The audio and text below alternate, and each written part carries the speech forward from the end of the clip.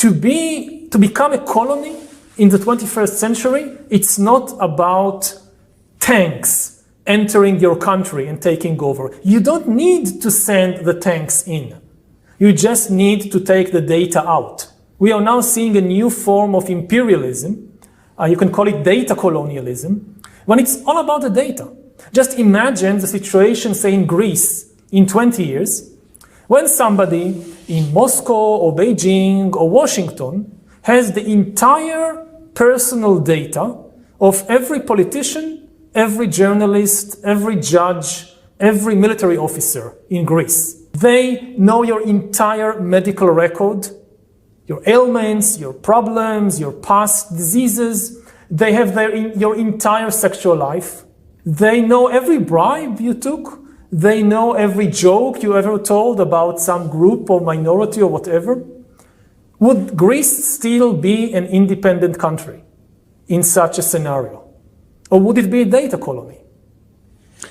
I guess the counter-argument to that is that a child in Somalia or Yemen or somewhere else, they have tremendous opportunities they couldn't think of because of this new world. I'm not saying it's all bad. I mean, there are enormous opportunities and enormous dangers, but the thing is, it's extremely stressful.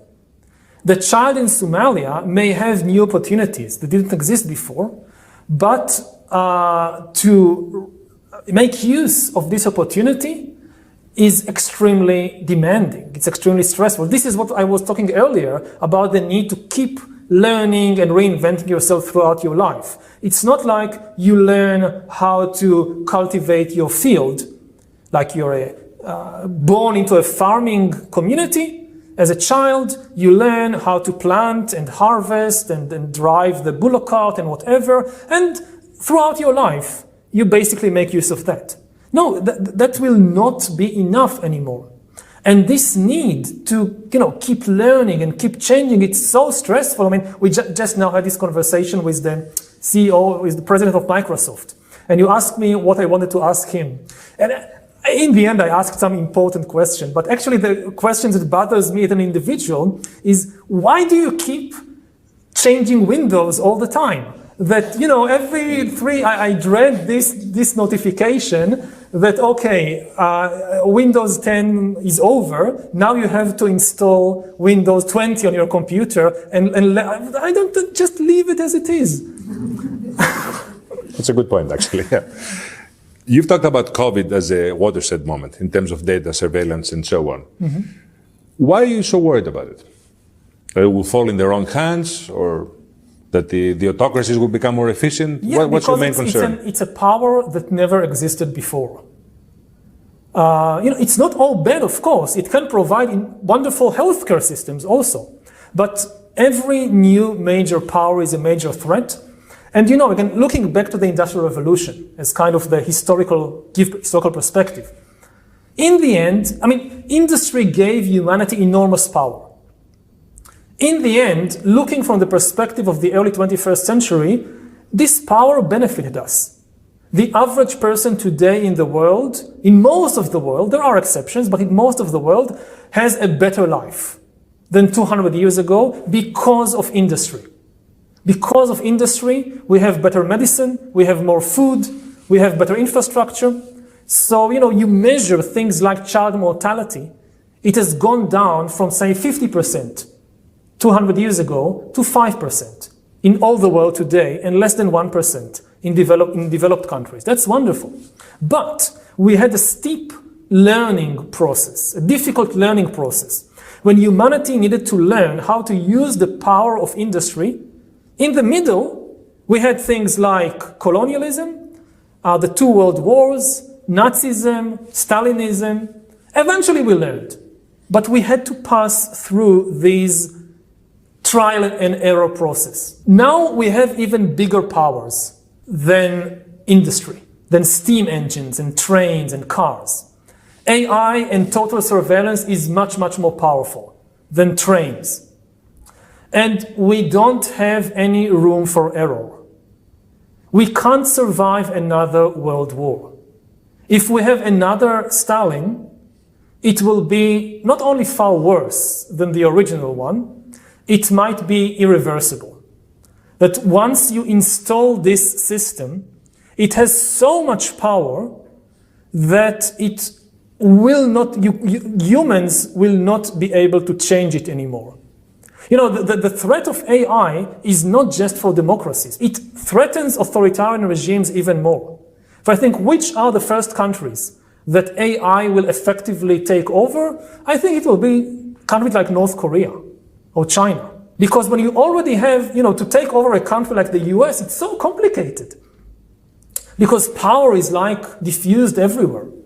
But when power is concentrated and hierarchical and you inject AI, it's much easier for the algorithms to take over. It's not like a science fiction movie. The robots are taking over. It's a gradual shift in authority. More and more decisions are taken by the algorithms, and the humans, they don't understand.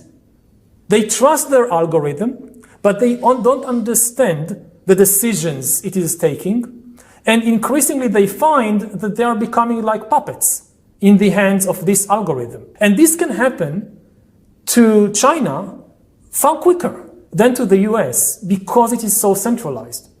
And you just think about something like appointments. One of the most important things in a system like the Chinese system is appointing people to a position. You'll be mayor, you'll be head of this section, you'll be head of this department.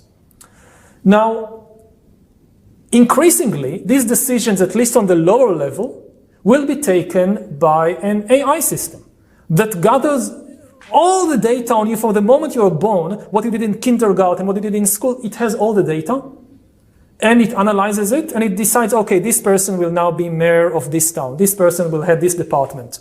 And nobody understands why. Because the calculations are far beyond the capacity of the human brain. And so still the members of the Politburo, they are the result of human choice. But increasingly they look around and they see maybe that the entire party has been taken over by the algorithm. And they are powerless now to stop that or to change that. But the ultimate Orwellian nightmare for you, the way I gather it, is a machine deciding whether you're going to get a bank loan, or a dictator knowing whether you're angry or happy with his decision, right? I mean, that's... It's not necessarily evil. It can be used for good purposes too, of course. But if it falls into the wrong hands, then it will create a totalitarian regime that is far beyond anything the Soviet Union would look like a libertarian paradise. And, in a way, even the scarier thing is that it's not evil, it's not Stalin, it's not Hitler, and still, it challenges the very meaning of human life because we're used to thinking about life as a drama of decision-making. Every great work of art, you think about ancient Greek theater, it's always about some big decision. Somebody, the hero, the heroine, Antigone needs to make a decision. Oedipus needs to make a decision. Now, what happens in a world when increasingly all the decisions are taken by an algorithm that knows you better? At first, the algorithm tells you which TV shows to watch, which books to read. Increasingly, it tells you what to study, whom to marry, where to live. And we don't have any philosophical models for understanding such a life. What it means to live such a life in which all your important decisions, all your life is being managed by this outside system.